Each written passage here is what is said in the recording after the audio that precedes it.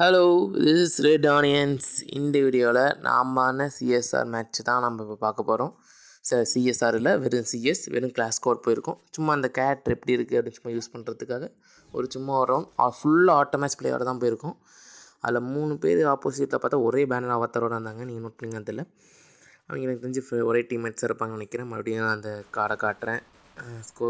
பார்க்கும்போது இங்கே ஃபஸ்ட்டு வெறும் சிஎஸ்ஆர் வெறும் சிஎஸ் எப்படின்னா நான் பரவாயில்ல வந்து இங்கே உட்காந்துட்டு கொஞ்ச நேரம் வாட்ச் பண்ணிருக்கேன். 3 பேர் ஒரே அவத்தாரம் வந்துருக்கேன். அந்த கேப்பில் பார்த்தா இங்கே ஒரு எனிமி வந்தான். நல்ல அடி, செம்மையான ஒரு டேக் டவுன் அவனை ஃபினிஷ் பண்ணிட்டோம். அதுக்கப்புறம் நாம் இங்கே ஒரு எனிமி வந்தால் அவனையும் நம்ம டீம்மேட் முடிச்சிட்டாங்க. அழகான டேக் டவுன். இந்த ரவுண்ட் செம்மையாக போச்சு. நம்ம டீம்மேட்ஸ் எல்லாம் நல்லா ஆடிருக்காங்க. நாம் ஒரு கில் கிளியர் பண்ணியிருக்கோம். ஓகே, ஒருத்தங்க 2 கில், நான் ஒரு கில். நல்லா ஒரு கில் கிளியர் பண்ணால் ஒரு எக்ஸ்ட்ரா 200 டேமேஜ் கிட்ட நமக்கு கிடச்சிருக்கு. ஆப்போசிட்டில் 3 பேர் ஒரு டேமேஜ் கூட கொடுக்கல. ஒருத்தன் மட்டும் 14 டேமேஜ் கொடுத்துருக்கான். தெரிஞ்சு ஒருத்தன் ஆஃப்லைனாக இல்லை ஆடாமல் சும்மா கணக்காக உள்ள வந்திருக்கானான்னு தெரில. அந்த டேஷ் மட்டும் எதுவுமே அடிக்கலை, சும்மாவே இருந்திருக்கான் போல் லாபியில். அவங்க டீம்மேட் நல்லா அவங்களுக்கு கழுவி ஊற்றிருப்பாங்க. இன்னும் கொஞ்சமாச்சும் ஆறுங்கிற அப்படின்னு அவங்க டீம்மேட்ஸ் கண்டிப்பாக ஃப்ரஸ்ட்ரேஷன் ஆகிருப்பாங்க. சரி, நம்ம எப்பயும் போல் A94 எடுத்து லாங்லேருந்து கவர் கொடுக்கலான்ட்டு ஒரு ஸ்மோக் கிரேனேட் எடுத்துகிட்டு வந்துட்டேன். ஓகே, இங்கே அழகான டேமேஜ்.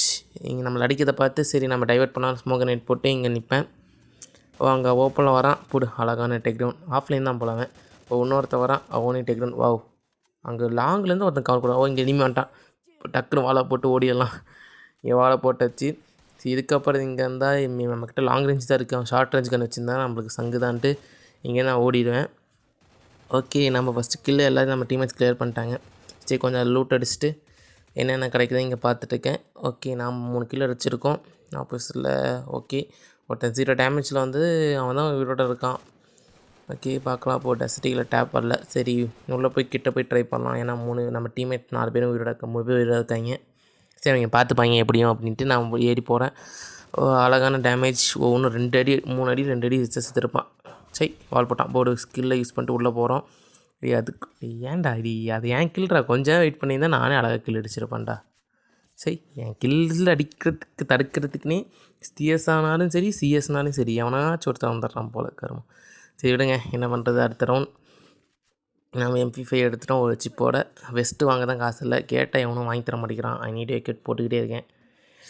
ஆனால் ஒருத்தரும் வாங்கி தர மாட்டேங்கிறான். பட் நான் தான் வாங்கி கொடுத்துட்ருக்கேன். காலம் தான் கேட்டால் கொடுக்குறேன். பட் ஆனால் எனக்கு எவனும் கொடுக்க மாட்டேங்கிறான். Shit, what to do. சரி, இங்கே ஒரு ஸ்கேனர் இருக்குது. எத்தனை பேர் நோட் பண்ணிங்கன்னு தெரில.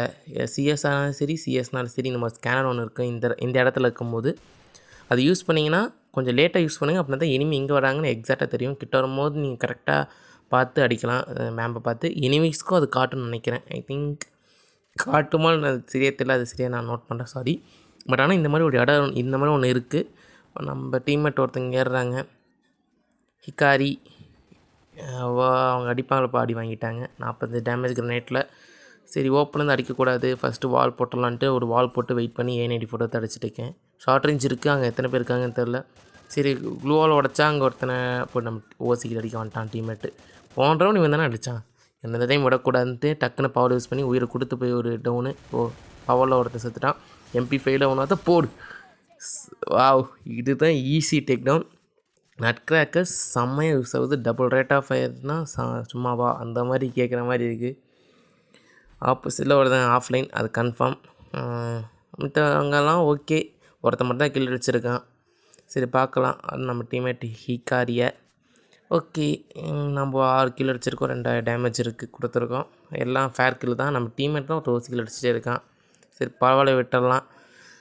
சரி, வெறும் சிஎஸ் தான், சும்மா ஒரு ப்ராக்டிக்ஸ் மேட்ச் தான், எப்படி இருந்தால் என்ன அப்படின்ட்டு நம்ம எப்பயும் போல் ஆடுவோம் அப்படின்னு ஆடிட்டுருக்கேன். இவனும் இங்கே ஒரு ஸ்மோக் கிரனேட் போட்டான். அங்கேருந்து ஒரு கிரனேட் வருது. டக்குன்னு ஸ்மோக் கிரனேட் நான் அந்த சைடு போட்டு இங்கே ஒருத்த ஓடி வரான். அவன் பிளான் என்னென்னா இங்கே கிரனேட் போட்டு டேமேஜ் கொடுத்து அடிச்சிடலான்ட்டு. நான் இருக்கிறத அவன் நினச்சி பார்க்கல. அவன் நின்று அடிச்சிருக்கலாம், பட் ஏன் ஓடனான்னு தெரில. ஆனால் ஓடிட்டான். அது நான் எனக்கு அட்வான்டேஜ் பவர் யூஸ் பண்ணி முன்னாடி வந்து டக்குன்னு அவனை அடிச்சிட்டேன். இன்னும் ஒருத்தன் தான் இருக்கான். சரி, அவனாச்சும் முடிக்கலாம், 2 கிலாச்சும் அடிக்கலாம் இந்த ரவுண்டில் அப்படின்னு நினச்சிட்டு ஏறிட்டுருக்கேன். கிரேன் குக் பண்ணுறதுக்கு கூட நம்ம டீம்மேட் முடிச்சிட்டாங்க. Wow, easy take down. நல்ல மேட்ச், சீக்கிரமாக முடிஞ்சிச்சு. மேட்ச் நல்லாயிருக்குன்னு நினைக்கிறேன். ஓகே, பிடிச்சிருந்தா like, share and subscribe. Bye.